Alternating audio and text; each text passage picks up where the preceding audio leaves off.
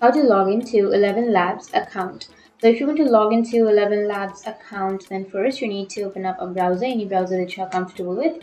And I'm here with Chrome browser.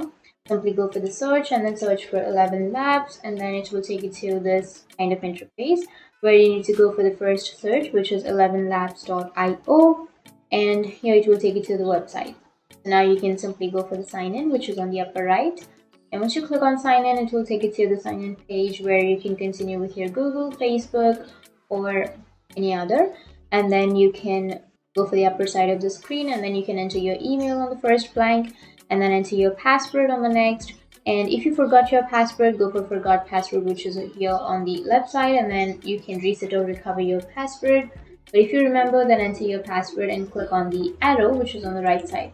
Once you click on that, it will log into your ElevenLabs account. And if you have any questions, feel free to comment below. Thanks for watching.